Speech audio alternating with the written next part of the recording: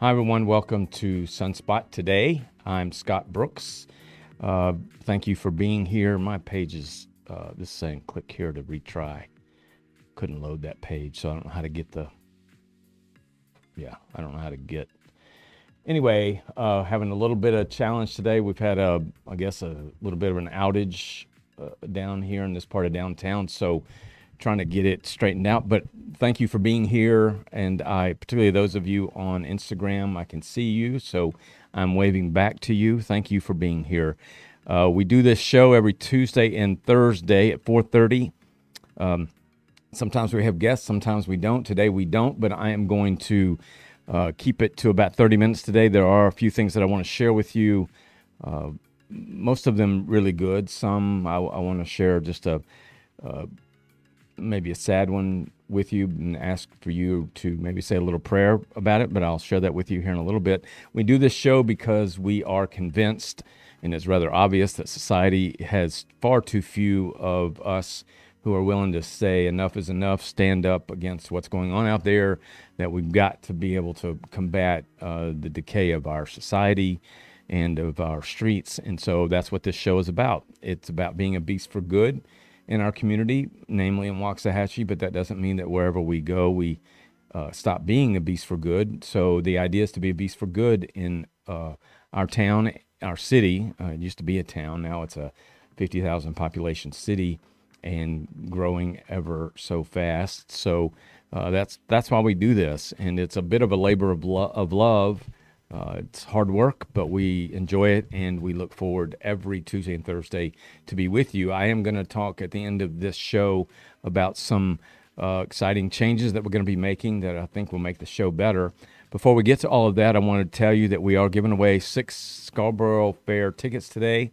And if you don't know, those tickets are like $50 or more. I never knew they were, but they are $50, I think $54, somewhere in that neighborhood, worth of value. So we're giving 6 away today, and the way you can enter those is going to be on the screen. If it's not right now, it will be. But you go, instead of me just picking somebody out, it's you go and you sign up and provide us some information, and then you are eligible to win these 6 tickets, and then we will let you know with a direct message that you are the winner. So 6 tickets to Scarborough Fair. Scarborough Fair ends the Monday of Memorial Day. So you have a few more weekends to be able to attend that event that has been so much a part of Waxahachie for I don't know how long, but a long time. So anyway, I wanted to make sure that you know that we're going to be giving those away. Just go to what you see on the screen, the link, and you can sign up and hopefully win those tickets. We'll be giving more things away in the weeks and months to come. Rangers tickets. We hope to be able to give away some Cowboy tickets. We hope to be able to give away concert tickets, some gift cards, you name it. We want to be able to offer to you gifts or prizes that are fun to win and that you can use in ways that make it enjoyable. We also want to be able to send you to local retailers, restaurateurs, and the like. So we'll have some of those too in the weeks and months to come. Today I want to talk to you a little bit about the elections of Waxahachie. We just had them last Saturday, 2 weeks. The 2 weeks prior to that was early voting. But last Saturday was election day.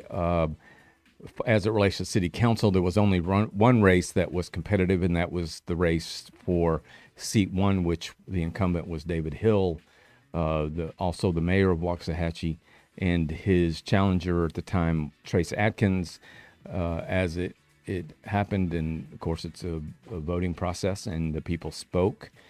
You all spoke, I spoke in terms of our votes, and Trace Adkins won the race. So we have a significant change, in my opinion, on our city council, and I'll talk about what happens next in just a few minutes.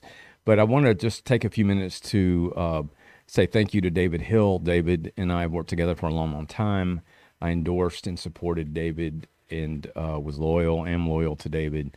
But that's not to the exclusion of working with Trace Adkins and developing a relationship with him as I do with 4 of the 5 city council members now. But I want to say thank you to David Hill, who really for the past decade or so gave a lot to this city, both his energy, his passion, his commitment, his time.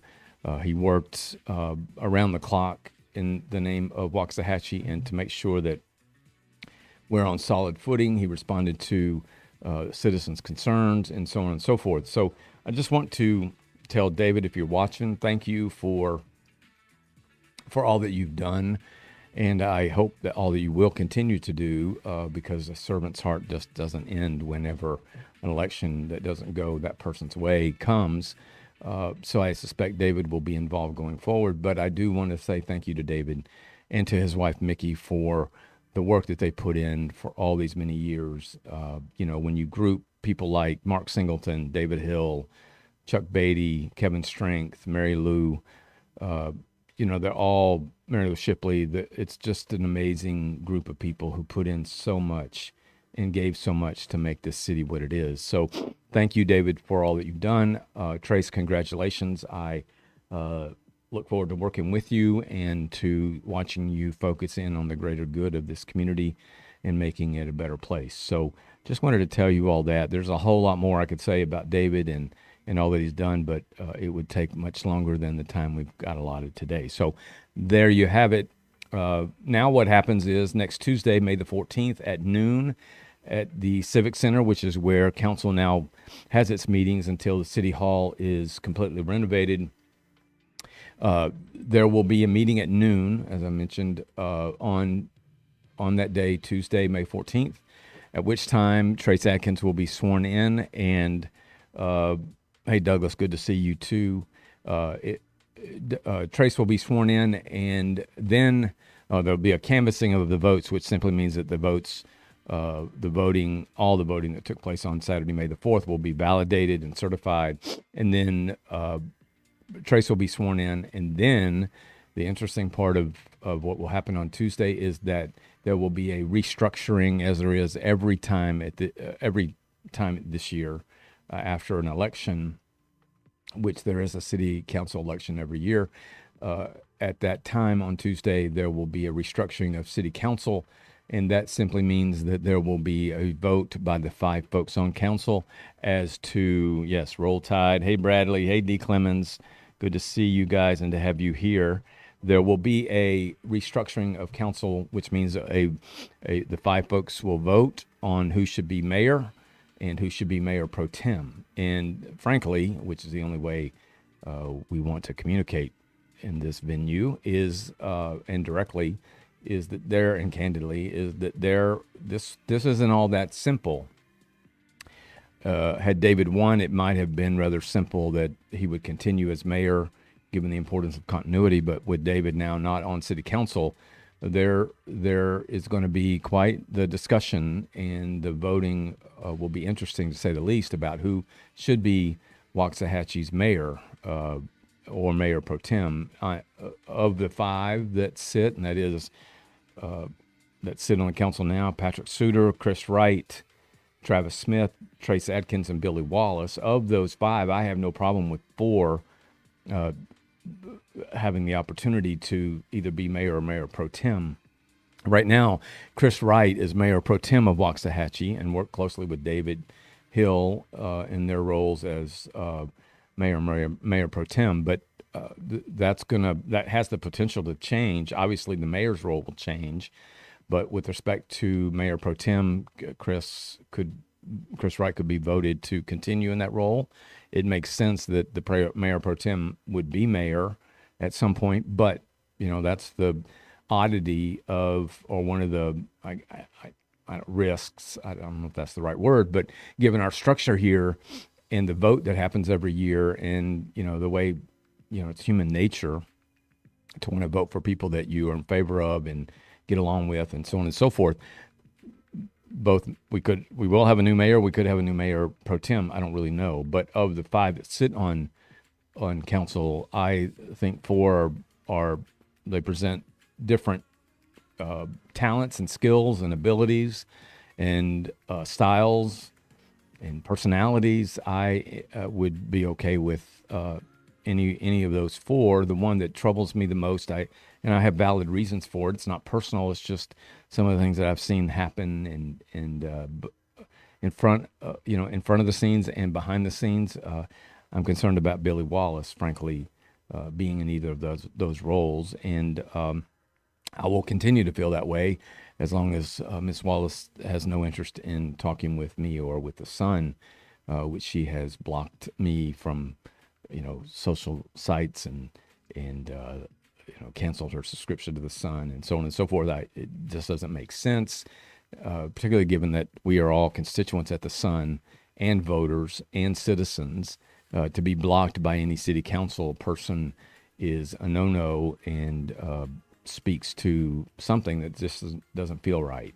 But the other four, the Chris Wright, Patrick Suter, Travis Smith, Trace Atkins, I'm willing to jump in the mix and help them any way I can run this city so that we achieve the greater good. Michael Scott, as our city manager, does a great job. So we're a city manager heavy, city staff heavy kind of management style, as opposed to having an elected mayor, paid mayor, and city council that really takes charge. It's not that way. Some cities are that way, but we're not. We have a mayor and a city council that's not paid. They're all volunteers. So anyway, I look forward to seeing what happens on Tuesday. I would just ask each council member, and countless people have mentioned to me that they're concerned about what's going to happen on Tuesday. I would just say, let's do what's right for Waxahachie, not what you have as a personal ambition or, vendettas or whatever, but really focus in on what's best for the city and choose a mayor and a mayor pro tem that's going to always keep the city first and get us out of the gamesmanship and the petty stuff and let's just have some good people in those roles. We always have, and I think we always should, and so that's what's going to happen on Tuesday. So we will report back to you both in the Sun and on Tuesday's show what that restructuring looked like, and share some thoughts with you about that as it unfolds. But it'll happen on Tuesday at noon, so wanted to let you know about that. I also want to, and also my column next Wednesday will be about the importance of city councils in our communities and what they mean to us and how they should perform, generally speaking. So I'll be sharing some thoughts there. But on Tuesday on our show, we will talk about what happened, what the good in it is, and maybe what some concerns might be. But Tuesday's a big day. Let me just put it that way as it relates to our city council. So. This past yesterday, I wrote a column about anti-Semitism and about what's going on college campuses. If you haven't read it, I would love for you to be able to read it and give me your thoughts on it. But what's going on in this country is unacceptable when it comes to this anti-Semitism. And these knuckleheads, I call them Satan's tools and fools in my column, on college campuses who are anti-Israel, have no idea what they're talking about, most of them. They're acting like morons, idiots, fools, whatever bad name you can think of, to shut these campuses down and to protest and to create violence and all that because somebody started it. And you ask, I'll bet you if I was a man on the street interview and had my microphone and went to these campuses and said, what are you protesting specifically? My guess is that most of them wouldn't know. And yet it's running rampant, and we don't have leadership in Washington to do anything about it. And we certainly, sure as heck, don't have leadership on these college campuses, these secular college campuses that are more about indoctrination than education. We don't have the leadership we need to stop this stuff. As you may have seen some folks on Capitol Hill talk about the universities that are handling it well, universities like Florida, Vanderbilt, Tulane, and others. You don't see these protests happening because their presidents and leadership at those universities have taken control, whereas Ivy League schools, they wouldn't know leadership if it smacked them in the face. And so they have their campuses just inundated with these kids who, again, don't know what they're doing, and now are wanting food and water and are on hunger strikes, and it's insane. I never thought in our country we would see this nonsense, but here we are. So my column was to say enough of the anti-Semitism. Israel has a right to defend itself, and if I were running Israel, I'd defend it just the way it's being defended. and I would be on offense. And now we read about Biden making a deal or a quid pro quo, trying to, with Israel, to say that United States isn't going to continue to send money in support of Israel's defense abilities unless that money won't continue to flow to Israel if Israel decides to go into Rafah, which is a city or town. I don't know. It's a city in Palestine, and so there's some quid pro quo. It's kind of what Trump was impeached for. Not kind of. It was what Trump was impeached for, making a quid pro quo with another country. It's just not acceptable. So we don't have leadership on these secular campuses. We don't have leadership in Washington, and so anti-Semitism, these morons on these college campuses are running crazy because there is no pushback. There is no leadership. And my suspicion is that those watching this today, if you were running a university, that there wouldn't be anti-Semitism running rampant on your college campuses, nor should it be running rampant. So my column is heartfelt, as usual, and it's about saying to our Jewish friends, this is wrong, and you're not to be attacked in any way, physically, verbally. I mean, just not acceptable. So for those of you in Waxahachie that are of Jewish ethnicity, we are here to say we are your friend and that you will always have our support and protection if we can help you. So thank God that we don't have that stuff happening in our city. And of course, it's not going to happen on the college campuses that we have here. SAGU, which is soon to be called Nelson University, and Navarro, we don't see any of that happening. So thank goodness for that. I want to talk now for a minute. I want to talk to the pet lovers here. You're looking at a pet lover, and my son's in the room. He's a pet lover. My wife and our other children are kids. They're actually not children. They're adults, essentially. They also love pets, the pets that we have in our home and their own pets. But we have 3 pets. I've written about them before. Maggie, who is what's called a Pyrador. She's a cross between a Labrador and a Pyrenees. She's white. She's about 90 pounds. She is the best dog on the planet. And we have had her now for, 7 or 8 years. I think 8 years, something like that. Maggie is sick, and we got a diagnosis the other day that wasn't very good. And so we go back tomorrow at 9 a.m. to the vet to see what we need to do about Maggie. And Lord knows if I allowed myself, I'd just fall apart here on this show about being able to imagine our life without Maggie, just like probably you would struggle with the loss of your pet. Many have. I don't even want to go there, but I just want to ask that you say a little prayer for Maggie, and that all goes well tomorrow, and that I'm able to share with you on Tuesday that she's getting better. Right now she is sick and not doing well, and our 2 little chihuahuas who are there to both protect her, annoy her, drive her nuts, play with her, they love Maggie too. So we sometimes you wonder how pets deal with loss, and they do deal with loss of their fellow pet. So in this case, we all are struggling with the idea that Maggie may be in the last stages of her life, and we don't want that to be the case. So just wanted to mention that. I also want to tell you that I think it would be fun to have a show just dedicated to pets. I'd love to see your pets, videos of them, pictures of them. Pets are such a joy in life, and can make life so much better for those of us who have our pets. And for those who mistreat pets, I swear I do not have the self-discipline to not just want to take a bat and bash somebody upside the head the next time I hear about an abuse of a pet or any animal. I just can't imagine the depravity, the emotional, mental, what else, psychological depravity in a human being that would make them hurt an innocent, helpless pet or animal. It's just not acceptable. Yet we see it from time to time, more often than we should, in our cities. And So for those of you that love pets, share with me pets that you have, and I'll be happy to talk about them. We will have a show dedicated to pets one day, and maybe we can bring in Maggie, and Binks is one of our male chihuahuas. He's 4 years old, and the other is EJ. He's 3 years old.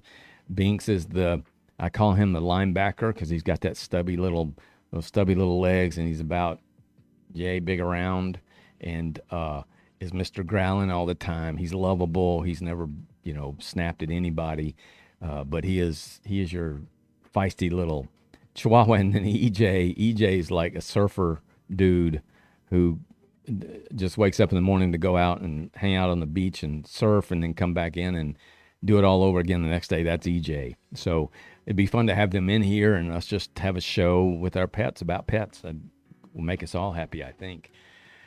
Oh, Jonas says Finn will come over. Finn, I've seen Finn. Thank you, Darlene, for praying for Maggie. I appreciate it. And Jonna, too. Jonna has several dogs. One of them is named Finn. That dog's head is about the size of a hot air balloon. I kid you not. I've never seen a head so big on a dog. That dog's head is bigger than our two chihuahuas combined. And it's something doodle. What are those called? Y'all? Snickerdoodle. That's a food. That's a snack I like. No, it's a poodle and a something. What is it called, Jonna? Yeah, it's a something doodle, but it's big. No, y'all be quiet. Y'all aren't any help. But it's a big old dog. It's white and it's got curly hair like a poodle. But biggest head I've ever seen in my life. So you could put a billboard on the side of that sucker. Anyway, so pets make us happy, and we need to talk more about them, and we should do that. Should have a show, and we will. Speaking of shows, I want to oh, by the way, we're giving away 6 tickets to Scarborough Fair today. So if you like Scarborough Fair and want to go, then sign up on the link that's on the screen, and you have a chance to win 6 tickets. 6 tickets is a value of over $300 to Scarborough Fair. Scarborough Fair has a few more weeks left. The rest of this month, frankly, just the weekends, is the end of it at Memorial Day. So, okay, all right, yeah, put the link on there. Okay, so the link will be in the chat. You can see it there as well. But sign up and have a chance to win. This is the last giveaway for Scarborough Fair, and then we'll move on to something really cool as well in terms of giveaways. So let me talk to you about what we are looking to do in the next few weeks. As I told you, this show is intended to be a beast for good, to help us have the confidence and the inspiration and the information, what have you, to be really focused on being the opposite of what we see in society today, and that is being a beast for good. When I say beast, it means not being complacent, not being apathetic, but saying, enough. If you see something, say something, do something. Don't allow the things that we see consuming the rest of the world take over our beautiful town, our city. And so that's what I mean when I say beast for good. We also want this show to be informative and entertaining, something more and more of you come to. We are seeing growth in our show in terms of viewership. We see a lot of folks that don't have a chance to catch it at 4:30, and we have thought about whether or not 4:30 is the right time. We may look at a different time going forward. If you have any ideas about what time, then share that with me. But we want to make it so that you can see the show, participate in the show, and because that's why we're here. Lord knows, I don't even want to listen to myself for more than 5 minutes, much less a show, full show. So let me just stop here so Labradoodle, Golden Doodle. My wife's laughing at me because I said Snickerdoodle. There's the link there. What'd you say? I said both. Oh, so Jonna said it's a golden doodle, but it's white. Go figure. John Wiedemann says it's a Labradoodle. I think that's what it is. Jonna doesn't even know what her own dog is. So anyway, back to the show. What I've tried to figure out is how to make this most entertaining. And of course, the content, it's all about driving and content, or having content that drives viewership. So we are content generators, both at the paper and here. And the other things that we'll be doing, we have some exciting news to share with you in about a month about a new platform that we'll be introducing to Waxahachie in the early fall. But this is about content generation and sharing great content with you. So having guests is a great way to do that. Having great topics, having great information, having graphics and all sorts of things are ways that we can generate content that you'll find interesting. And we are new to it. So we've only been doing this since, I think, February. And we're learning something every single day. At first I was doing it all by myself, not all by myself, but trying to manage everything here in front of you. And it was a clown show, to be honest. And so now we do it different. And we've had many guests on, and we will continue to have more guests on.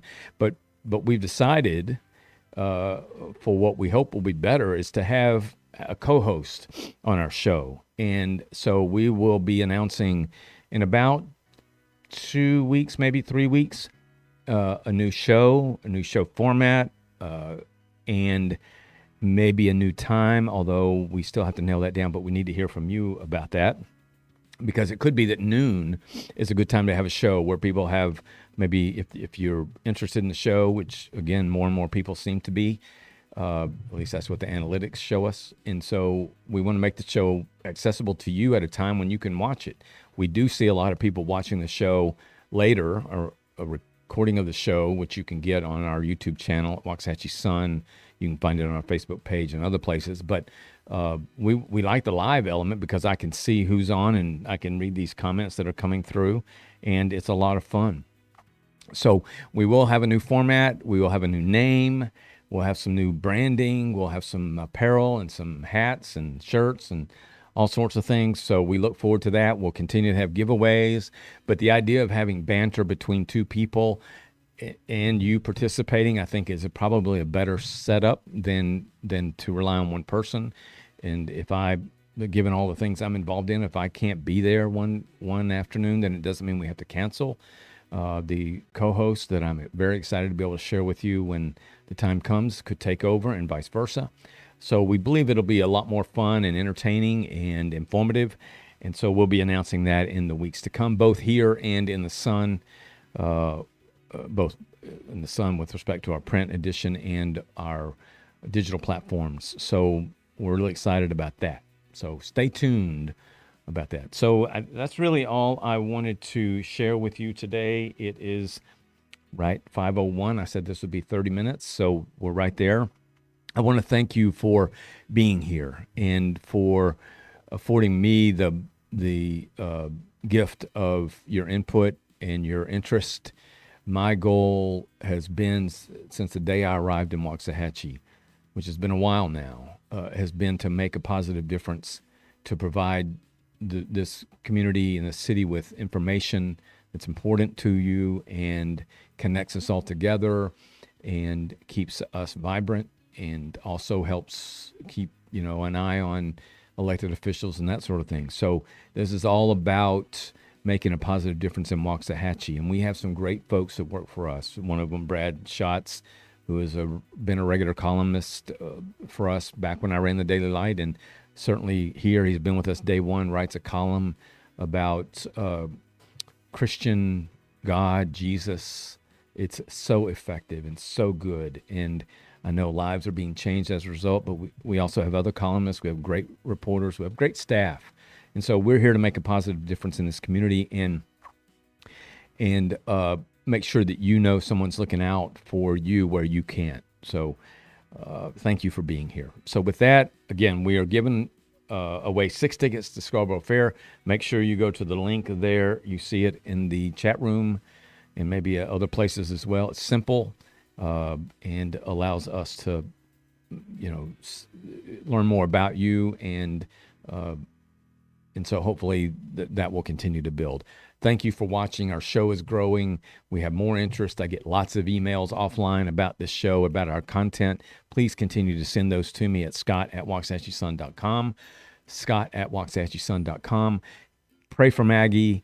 I'll let you know come Tuesday how that all went. If it doesn't, if something needs to be shared with you sooner, we may just say on Facebook, we've got a 5-minute live that we want to share with you and do it that way. But before Tuesday, but mostly I think we'll be telling you how things went on Tuesday. So thank you for being here. I hope you have a great Friday, a great weekend. It's humid. It's getting hotter. Summer's going to be on us. We'll be praying for the fall and for the winter until it gets fall and winter, and then we'll be praying for summer and that sort of thing. So just thank you for being here. Enjoy your weekend. Be safe.